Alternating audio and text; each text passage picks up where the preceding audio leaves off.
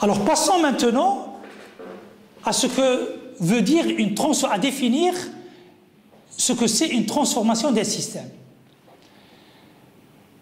Un système subit une transformation lorsqu'il passe d'un état d'équilibre initial à un état d'équilibre final.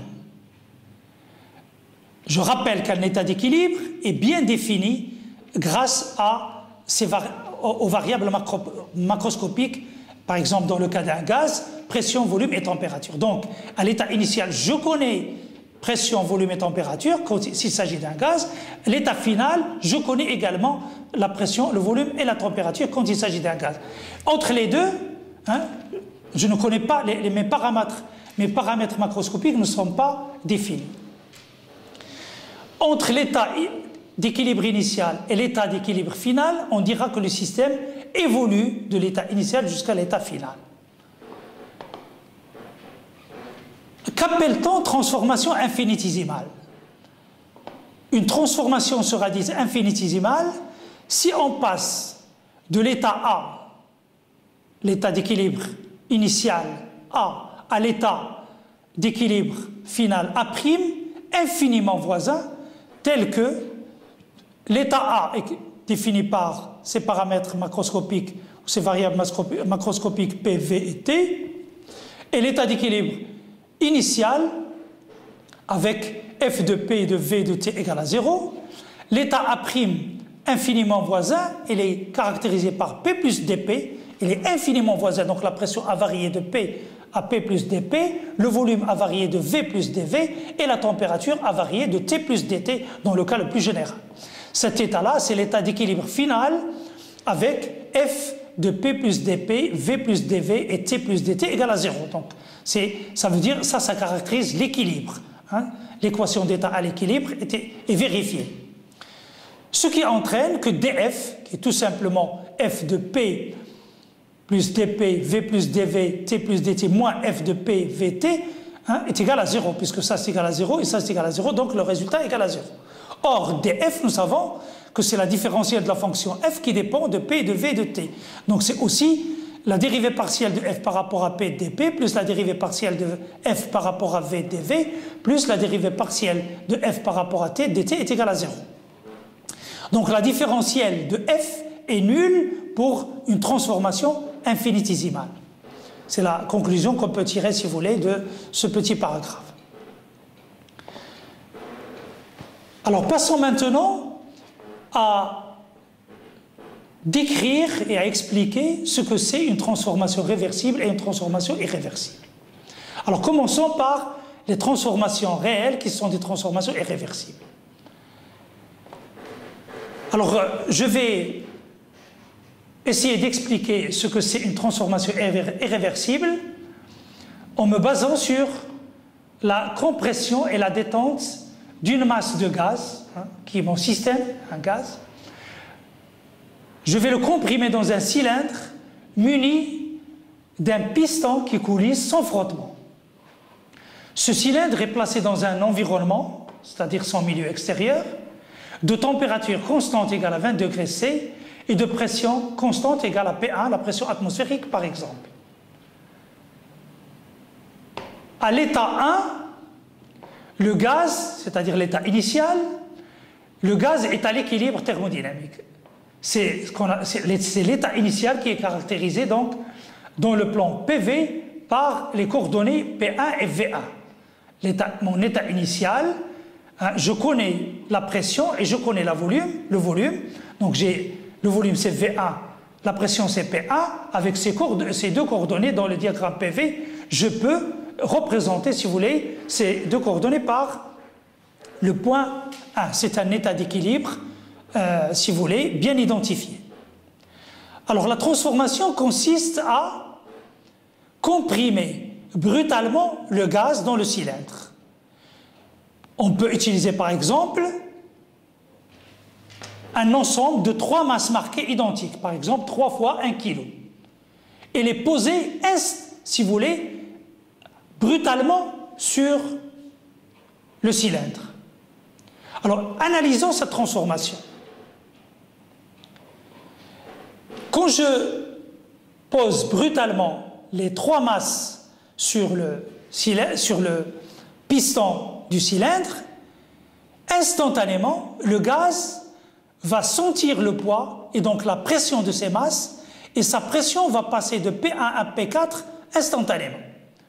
Alors c'est ce que je représente ici, par, si vous voulez, ce trait rouge, cette première.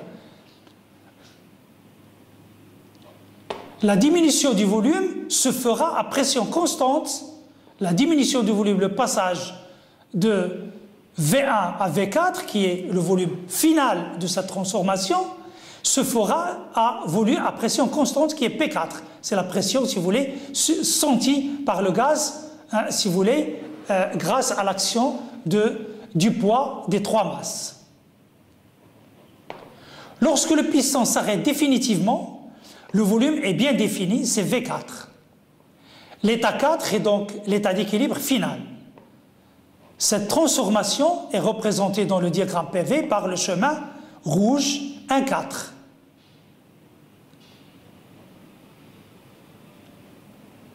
Analysons maintenant la transformation inverse. Je vais enlever de manière brutale les 3 masses ensemble. Alors je vais considérer l'état 4 comme état d'équilibre initial de ma transformation. Alors donc mon état initial est caractérisé par les coordonnées P4, V4, que j'ai représenté ici dans ce diagramme-là. Mon état initial c'est ici. Et je vais enlever, tout d'un coup, brutalement, les 3 masses. Instantanément, une fois que les masses sont retirées, instantanément, le gaz va se mettre à la pression extérieure qui est P1. Donc, il va passer de la pression P4 à P1 instantanément, pratiquement au volume V4. L'augmentation du volume se fera à pression constante P1. C'est la pression extérieure ici, pour aller à V1. Donc, cette nouvelle transformation sera représentée par le chemin rouge 4,1. Alors, commentaire sur ces 2 transformations, si vous voulez, qui composent la transformation que je viens de faire, qui est la compression et la détente brutale du gaz. Bien que nous sommes partis de l'état 1 en comprimant le gaz et nous sommes retournés au même état 1, en détendant le gaz, les chemins qui représentent ces 2 transformations ne sont pas identiques. Cette transformation est dite irréversible. Je ne suis pas retourné de l'état 4 à l'état 1 en passant par le même chemin. Donc le fait que je ne suis pas retourné par le même chemin, donc on qualifiera cette transformation de transformation irréversible.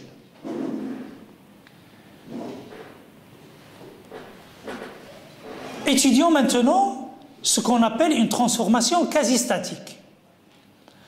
Alors ce que je vais faire, c'est au lieu de poser brutalement les 3 masses ensemble, je vais poser une à une les 3 masses. Je vais poser d'abord la première masse, ensuite la deuxième, et attendre bien sûr la première masse et attendre l'équilibre. Une fois l'équilibre atteint, je vais poser la deuxième masse, je vais attendre l'équilibre, et enfin je vais poser la troisième pour arriver à l'état final qui est l'état 4 de tout à l'heure. Alors si je fais ça, voilà ce que je vais obtenir. Je vais passer de l'état 1, que j'appelle l'état initial A. J'avais un volume V1, une pression P1. J'ai posé la première masse. Je suis donc, une fois que je pose la première masse, donc la pression passe de P1 à une pression P2 et le volume diminue à une pression constante qui est P2 pour arriver à V2. Une fois que je suis dans cet état-là, je vais poser la deuxième masse. Je vais donc suivre un chemin identique au chemin précédent qui me ramène à cet état-là. Et une fois que je pose la troisième masse, eh bien, je vais suivre un chemin identique au précédent pour arriver à l'état 4. Alors c'est, si vous voulez, ce chemin-là, le chemin en pointillé du haut, là, il représente, si vous voulez, c'est cette succession de transformations que vous avez ici sur la figure. Alors si je fais le retour, alors le retour, je vais enlever une à une les masses. Et donc je vais passer de cet état, l'état 4 à l'état 1. Alors si je fais ça, eh bien, je vais revenir par un chemin. Ici, je vais revenir à l'état, si vous voulez, cet état intermédiaire, je vais la rejoindre. Je vais ici, je ne vais pas passer par le même, je vais rejoindre cet état d'équilibre. Et ici, je vais revenir à l'état initial. Alors finalement, ici, en faisant, si vous voulez, ce TP, si vous voulez, cette expérience-là, j'ai créé deux états d'équilibre intermédiaire entre l'état initial et l'état final. Alors imaginez maintenant que la transformation entre l'état initial et l'état final soit formée d'une suite d'états d'équilibre très proches ou très rapprochés les unes des autres. Imaginons qu'au lieu de poser des masses de 1 kg, on va poser par exemple des masses de 500 grammes. Alors je vais créer 5, au lieu de 2 états d'équilibre, je vais créer, si vous voulez, 5 états d'équilibre. Si je divise par 4, je vais créer, si vous voulez, plus d'états d'équilibre.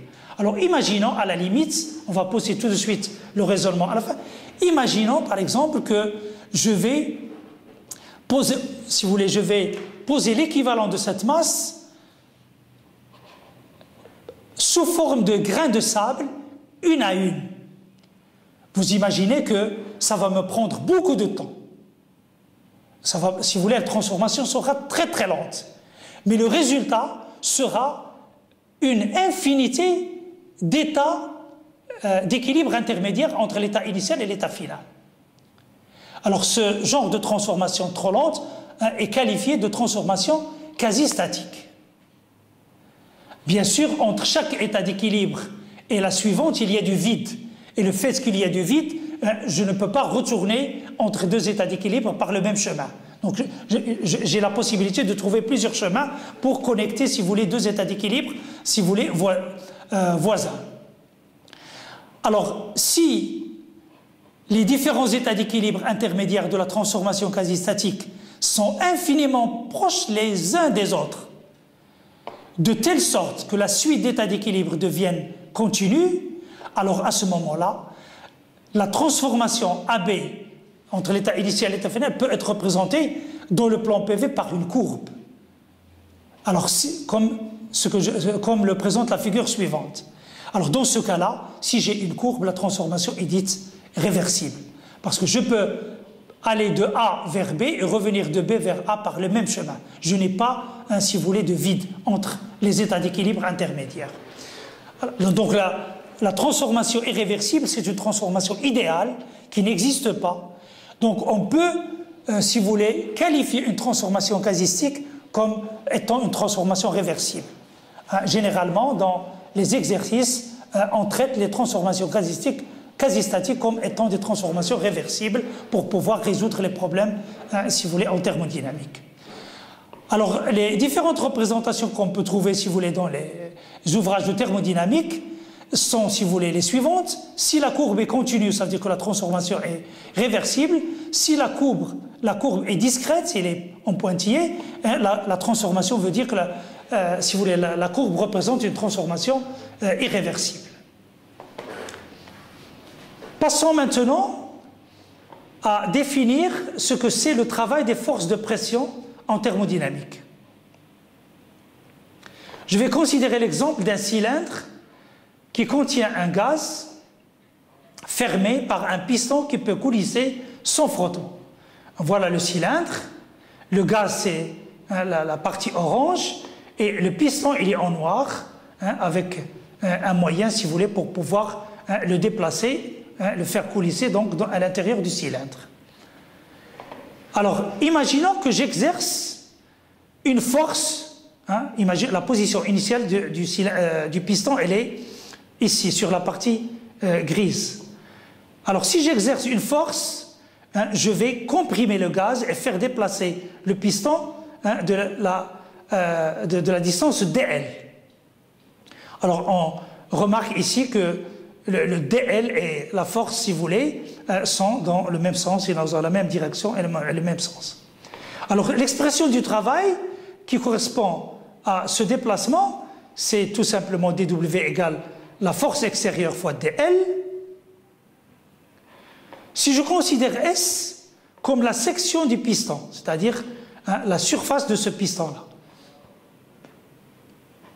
je peux écrire l'expression du travail comme la force extérieure divisée par la surface multipliée par la surface fois dL. Or, la surface fois dL, cette surface fois dL n'est autre que le volume, si vous voulez, qui correspond au déplacement dL, c'est-à-dire un dV. Et la force sur le rapport de la force par la surface n'est autre que la pression. C'est la définition même de la pression, c'est la force par unité de surface. Donc dW s'écrira donc P extérieur, c'est la pression qui correspond à la force extérieure, fois dV, fois la variation du volume, si vous voulez, sur lequel nous avons comprimé le gaz. Donc nous avons une relation dW égale P extérieur dV. À ce niveau-là, je vais vous donner, si vous voulez, la convention de Sine en thermodynamique, qui veut dire que, tout simplement, que tout ce que reçoit un système est considéré comme positif. S'il reçoit du travail, ce travail sera positif, sera compté positif. S'il reçoit de la chaleur, cette chaleur sera comptée positive. Au contraire, s'il cède, s'il fournit à l'extérieur du travail, ce travail sera considéré comme négatif. Et s'il cède aussi une quantité de chaleur, cette quantité de chaleur sera considérée comme négative. Alors, si nous sommes d'accord sur cette convention de Sine, quelle est la conséquence et l'incidence sur l'expression du travail des forces de pression? Dans l'exemple étudié, le système a reçu du travail puisque nous avons comprimé le gaz. Donc dW est positif. Mais nous avons vu que dV est négatif. Nous avons comprimé le gaz. Le volume final est plus petit que le volume initial. Donc dV est négatif. D'où la nécessité pour avoir donc un dW, puisque la pression est toujours positive, et pour avoir dW positif, la nécessité d'ajouter un signe moins pour tenir compte de cette convention. Le travail des forces de pression établi précédemment s'écrira alors dW égale moins P extérieur dV. Cette formule se généralise à un travail élémentaire de force de pression quelconque pour n'importe quel système. Expression des formes différentielles dW et dQ. Alors, le travail élémentaire s'écrit dW égale moins P extérieur dV. Donc, nous reconnaissons ici une forme différentielle. C'est moins P dV. Rappelez-vous que nous avons écrit plusieurs formes différentielles, en particulier à deux dimensions, AdX plus BDY par une forme différentielle dW, telle que AdX plus BDY. Ici, nous avons une forme différentielle très simple, moins P extérieur dV. C'est donc, sachant que l'équation d'état du gaz à l'équilibre thermodynamique est donnée par cette relation F de P de V et de T égale à 0, et sachant que dans le cas d'un gaz, puisque c'est un corps pur, si vous voulez, à l'état gazeux, si vous voulez, j'ai besoin uniquement de deux variables pour représenter, si vous voulez, son état d'équilibre thermodynamique. Alors, selon le choix des variables indépendantes, dW aura une forme différentielle, différente selon, si vous voulez, le choix des variables indépendantes, comme je viens de le dire. Alors, si je choisis comme couple de variables indépendantes T et V, donc je peux écrire dW comme 0 fois dt moins PdV, puisque dW égale moins PdV. Si je choisis comme couple de variables indépendantes P et V, dW c'est 0 dP moins PdV. C'est la relation 2.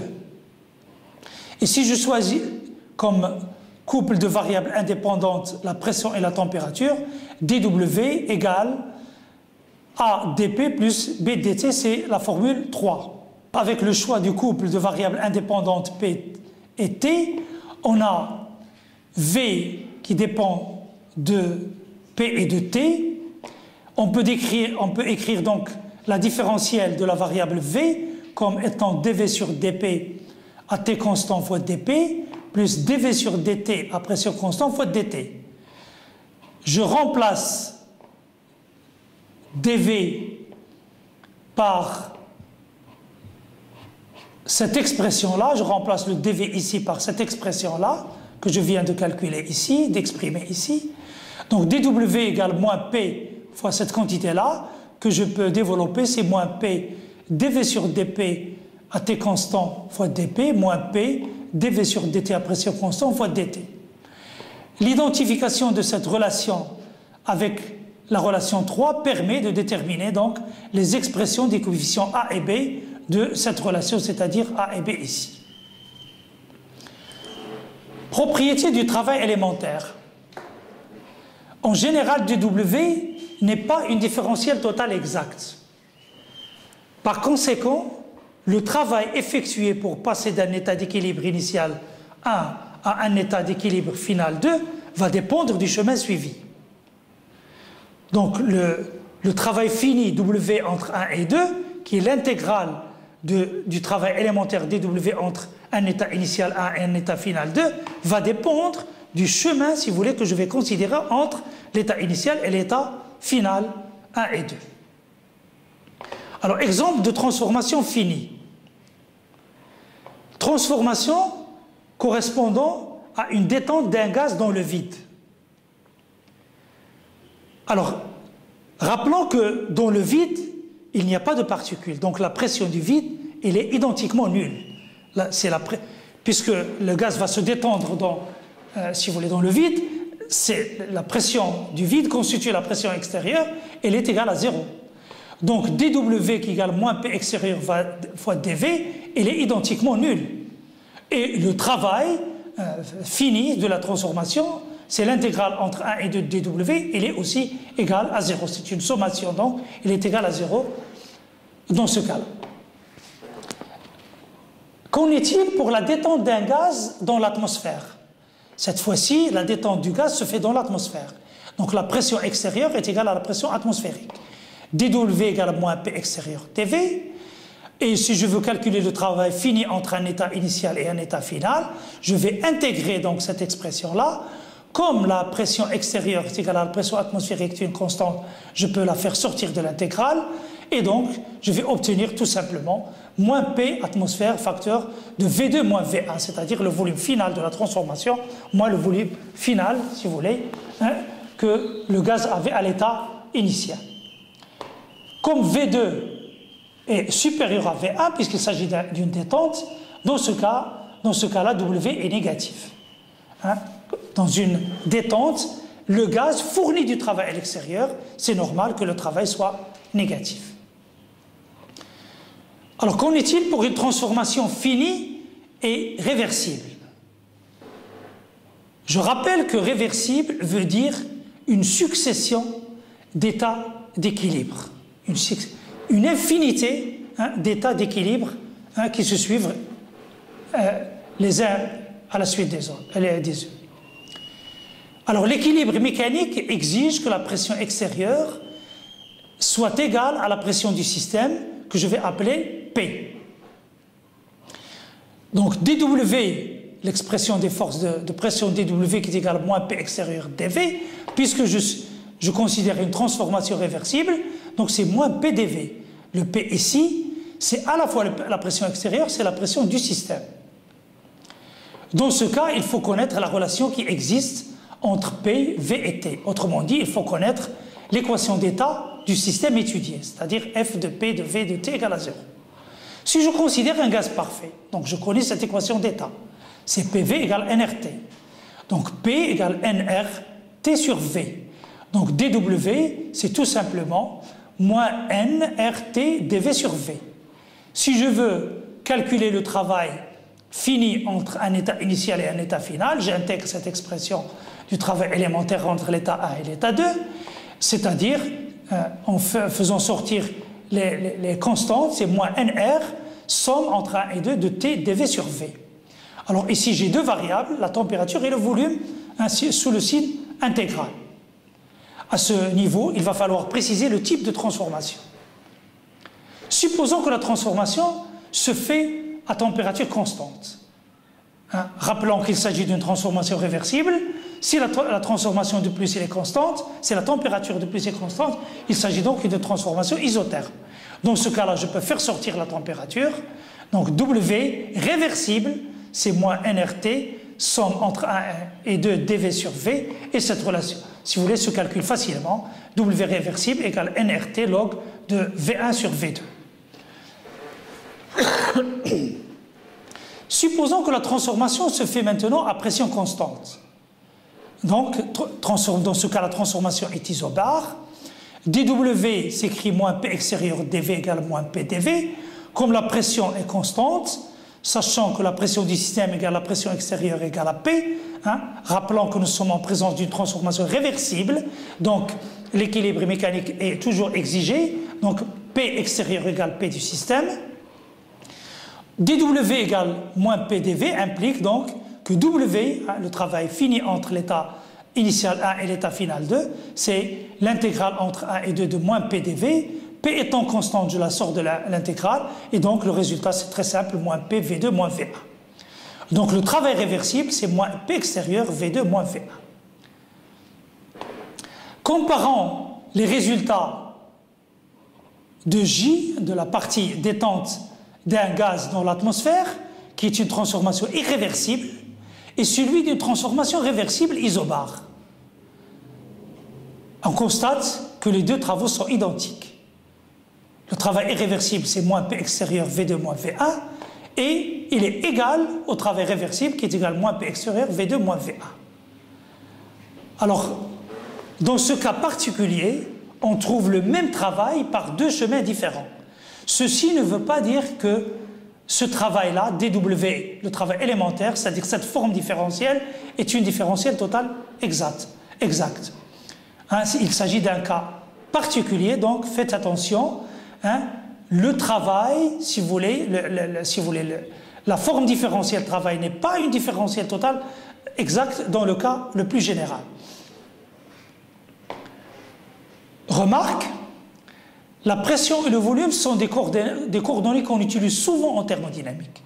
Elles sont appelées coordonnées de Clapeyron. Et le plan PV s'appelle diagramme de Clapeyron. Dans ce diagramme, on peut facilement reconnaître le signe du travail, si vous voulez, effectué, si vous voulez, au cours d'une transformation. Alors, essayons de voir sur les schémas suivants le signe du travail W dans le diagramme PV. Alors, sur ce schéma-là, la transformation se fait entre l'état où le volume V1 est supérieur à V2. Donc le delta V est négatif. Dans ce cas-là, si vous voulez, le travail qui est tout simplement l'air assuré entre la courbe et l'axe des abscisses qui est l'axe des volumes, ce travail-là est positif. Pourquoi? Parce que delta V est négatif tout simplement. Par contre, si la transformation se fait dans le sens inverse, c'est-à-dire si delta V est positif, je vais de V1 à V2 avec delta V positif, alors le travail là, le fait que delta V est positif, le travail entre 1 et 2, il est négatif. Nous avons vu donc, nous avons fait un commentaire sur l'expression de la forme différentielle dW, du travail élémentaire. Nous allons essayer aussi de voir toutes les remarques qu'on peut faire sur l'expression ou les différentes expressions des formes différentielles de la quantité de chaleur dQ. Soit un fluide, qui peut être un liquide ou un gaz, dont l'état d'équilibre est décrit par les trois variables, pression, volume et température, telles que F de P et de V de T égale à 0, c'est-à-dire l'équation d'état du système qui relie P, V de T est vérifiée à l'état d'équilibre thermodynamique, et supposons que ce fluide subit une transformation infinitésimale, réversible, faisant varier ces variables d'état de P à P plus dP, de V à V plus dV et de T à T plus dt. Alors selon le choix des variables indépendantes, l'expression dQ peut s'écrire comme dQ égale CV dt plus L dV, dans le cas où les variables indépendantes sont T et V, ou bien dQ égale CP dt plus H dP, si le couple de variables indépendantes choisi est TP, et enfin la troisième expression de dQ égale lambda dP plus mu dV, si je choisis comme couple de variables indépendantes la pression et le volume. Quelques commentaires. Si je travaille à volume constant, alors dV est égal à 0. La relation 1 implique que dQ égale CV dt. Cela me permet de déterminer la quantité CV qui est tout simplement le rapport de dQ sur dt. Attention, ce n'est pas une dérivée. C'est un rapport de la forme différentielle dQ sur la différentielle dt. Ici, vous avez une forme différentielle et ici une différentielle, donc ce n'est pas une dérivée. CV définit donc ce qu'on appelle la chaleur spécifique molaire à volume constant, si dQ est décrite pour une mole. Si le dQ est décrit pour l'unité de masse, alors CV c'est la chaleur spécifique massique à volume constant. À pression constante, à partir de la relation 2, dQ égale CP dt. Et donc CP, tout simplement, c'est le rapport de dQ sur dt à pression constante. Alors ce rapport-là définit ce qu'on appelle la chaleur spécifique molaire à pression constante si dQ est décrite pour une mole, et la CP décrit la chaleur spécifique massique à pression constante si dQ est décrite pour l'unité de masse. Expérimentalement, on peut déterminer CV et CP, les autres coefficients sont déduits. Les autres coefficients sont H, lambda et mu. Pardon, sont L, H, lambda et mu. Alors, comment calculer les coefficients calorimétriques des expressions 1, 2 et 3 précédemment annoncées, telles que lambda, mu, en fonction des coefficients calorimétriques Cp, Cv, lambda et H. Lambda et mu sont les coefficients calorimétriques de l'expression 3 de dQ. Dans ce cas, les variables indépendantes sont la pression et le volume. Alors, pour faire ce calcul, je vais exprimer la différentielle de dt en fonction de P et de V, en fonction de ces variables indépendantes. Donc, comme T dépend de P et de V, c'est une fonction de P et de V, dt, c'est dt sur dP à volume constant fois dP, plus dt sur dV à pression constante fois dV. En utilisant la relation 1, il vient que dQ égale CV dt, donc CV fois dt, et dt c'est cette expression-là, donc c'est CV dt sur dP à volume constant dP, plus CV dt sur dV à pression constante dV, plus L dV.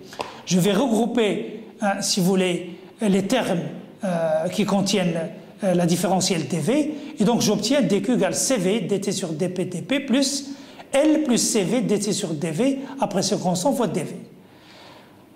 Après identification avec l'expression dQ égale lambda d plus mu dV, donc je peux dire que lambda c'est tout simplement CV dt sur dP à volume constant, et mu c'est tout simplement L plus CV dt sur dV à pression constante. Le même raisonnement avec le choix des variables t et p permet d'établir l'expression de mu et l'expression de lambda en fonction de Cp et des dérivées partielles de t par rapport à V et par rapport à P, comme le montrent les relations suivantes. Remarque, Cp et Cv dépendent très peu de la pression.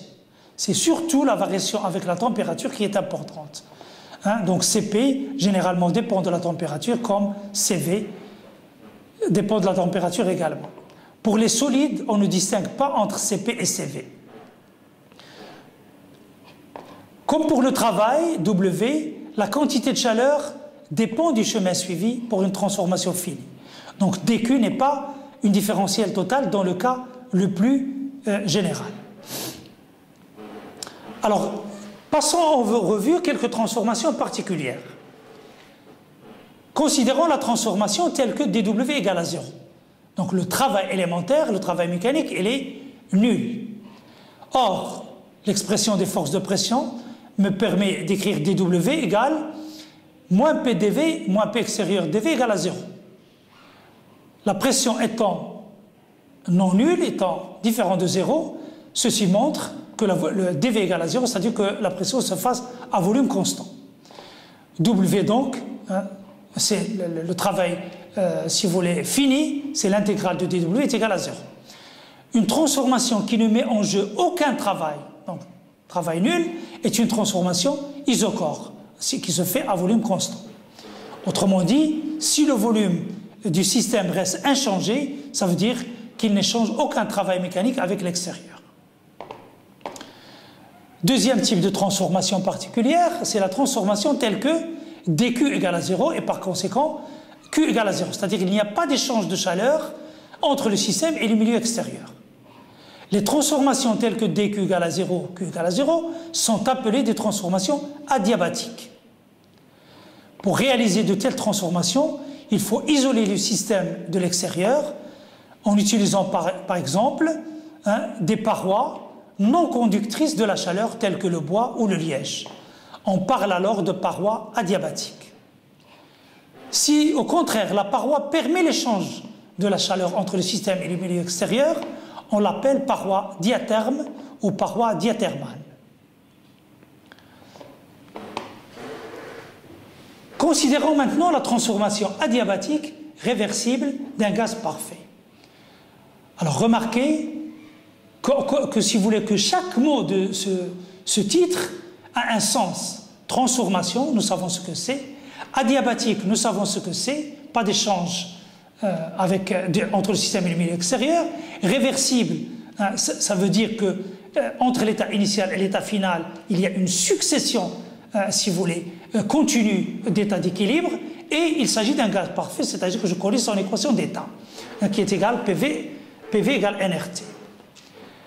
Je considère, pour mon raisonnement, si vous voulez, une mole d'un gaz parfait. Donc je vais écrire l'équation d'état PV égale RT. Et soit je considère la forme différentielle de la quantité de chaleur dQ égale lambda dP plus mu dV. Avec lambda égale CV dt sur dP à volume constant. Et mu égale Cp dt sur dV à pression constante précédemment trouvée. Alors la transformation étant adiabatique, donc dQ égale à 0. Donc en remplaçant lambda et mu par sa valeur et en identifiant ça égal à 0, donc j'ai cette expression-là qui est égale à 0. Or, à partir de l'équation d'état du gaz parfait, PV égale à RT, la dérivée de T par rapport à V constant, c'est V sur R. Et la dérivée de T par rapport à V à P constant, c'est P sur R. Donc je remplace ces dérivées partielles-là par leur valeur, et donc cette équation-là s'écrit CV fois V sur R multiplié par dP plus Cp fois P sur R fois dV égale à 0. Finalement, je peux transformer cette équation pour qu'elle devienne, si vous voulez, s'écrive sous la forme Cp sur Cv fois dV sur V plus dP sur P égale à 0. Le rapport Cp sur Cv en thermodynamique, il est identifié à un rapport gamma, généralement supérieur à 1, avec gamma est une constante pour les gaz parfaits. Donc je peux écrire mon équation comme gamma dV sur V plus dP sur P égale à 0. Si j'intègre cette équation-là, je peux, si vous voulez, facilement trouver, si vous voulez, log de PV à la puissance gamma égale une constante. Autrement dit, PV à la puissance gamma égale constante. Alors donc, je suis parti pour décrire une transformation adiabatique réversible d'un gaz parfait. Alors, en utilisant ce bagage mathématique, j'arrive à caractériser une transformation adiabatique réversible d'un gaz parfait par une équation très simple qui est le produit de P fois V à la puissance gamma égale constante. Dans le diagramme de Clapeyron, c'est-à-dire volume et pression, les adiabatiques sont représentés par des hyperboles P égale constante sur V à la puissance gamma. Remarque, si P0, V0, caractérise un état d'équilibre initial connu, alors PV à la puissance gamma, puisque c'est égal à la constante, c'est égal à P0 fois V0 à la puissance gamma, égale une constante. Donc cette constante-là, je peux la déterminer en connaissant tout simplement l'état, les paramètres ou les variables macroscopiques de l'état d'équilibre initial de mon système. Autre expression, des adiabatiques ou des transformations adiabatiques réversibles d'un gaz parfait. Tout à l'heure, l'équation que je viens d'établir, elle est en fonction de P et de V uniquement. Pourquoi? Parce que l'équation de départ de la forme différentielle dQ était en fonction des variables indépendantes P et V. Alors si maintenant je veux caractériser ce genre de transformation avec un autre couple de variables indépendantes telles que V et T, il suffit d'utiliser bien sûr cette équation-là de départ, utiliser l'équation des gaz parfaits PV égale RT, et remplacer par exemple P par sa valeur qui est RT sur V, la remplacer ici, et finalement j'ai RT sur V fois V à la puissance gamma, R étant une constante, je peux la faire passer dans la constante de droite, et j'ai tout simplement une nouvelle équation caractéristique d'une adiabatique réversible d'un gaz parfait, c'est TV à la puissance gamma moins 1 égale constante. Alors si enfin je choisis le troisième couple de variables indépendantes qui sont la pression et la température, le même raisonnement conduit à l'équation, si vous voulez, suivante, T à la puissance gamma, P à la puissance 1 moins gamma égale constante. Quelques remarques sur les transformations adiabatiques. Si la quantité de chaleur est égale à 0, c'est-à-dire il n'y a pas d'échange de chaleur entre le système et le milieu extérieur. Ceci ne veut pas dire que la température du système reste constante. Au contraire, dans le cas général, la température du système varie au cours d'une transformation adiabatique. Donc attention, une transformation adiabatique ne veut pas dire que la température du système au cours de la transformation reste constante. C'est très important. Transformation isotherme réversible d'un gaz parfait. Notez bien qu'une transformation isotherme, c'est une transformation qui se fait à température constante. Comme la température n'est définie que dans un état d'équilibre thermique, la transformation isotherme est constituée d'une succession d'états d'équilibre thermique. C'est donc une transformation quasi-statique et donc on peut l'assimiler à une transformation réversible. Remarque, une adiabatique réversible est représentée par l'équation caractéristique PV gamma égale constante, et une isotherme réversible est représentée par l'équation PV égale constante, puisque T est une constante, donc PV, R fois constante égale constante. Dans les deux cas, on a dans le plan PV des hyperboles. Donc, une adiabatique réversible d'un gaz parfait est représentée par une hyperbole, P varie comme 1 sur V à la puissance gamma, avec gamma supérieur à 1, et une isotherme réversible est représentée par une hyperbole, P variant comme 1 sur V, tout simplement à la puissance 1, si vous voulez. Donc les deux courbes sont des hyperboles. Comment distinguer entre la courbe d'une adiabatique réversible, d'un gaz parfait, et une isotherme réversible d'un gaz parfait représentée sur le même diagramme? La réponse nous est accessible en comparant les pentes des deux courbes en un point A qui leur est commun, que nous caractérisons ce point commun, que nous pouvons caractériser par les coordonnées V0 et P0 par exemple. En effet, pour une adiabatique réversible d'un gaz parfait, PV gamma égale constante, ce qui implique que gamma dV sur V plus dP sur P égale à 0. Ça veut dire que dP sur V égale moins gamma P sur V. Donc au point A, la dérivée de P par rapport à V, c'est moins gamma P0 sur V0. P0 sur V est une constante, donc multiplié par moins gamma, donc j'ai une valeur ici bien déterminée. Pour une isotherme réversible, j'ai PV gamma égale constante, donc dV sur V plus dP sur P égale à 0, ce qui implique que la dérivée de P par rapport à V égale moins P sur V. Donc au point A de coordonnées V0, P0, dP sur V c'est égal moins P0 sur V0. Autrement dit, moins 1 fois P0 sur V0, et ici, moins gamma P0 sur V0. Donc on remarque que les deux pentes sont négatives, hein, c'est moins, mais en valeur absolue, la pente de l'adiabatique est plus importante que celle de l'isotherme, puisque gamma est supérieur à 1. Donc les deux pentes sont négatives, mais la pente la plus raide, c'est celle de l'adiabatique réversible. Alors, illustration. Alors ici, j'ai en rouge une première isotherme à 400K, deuxième isotherme à 200K, et j'ai une adiabatique, c'est la courbe bleue. Donc on voit bien, par exemple, en ce point-là, la pente de l'adiabatique est plus importante que la pente rouge de l'isotherme. La même chose ici, la pente de l'adiabatique est plus importante que celle de l'isotherme.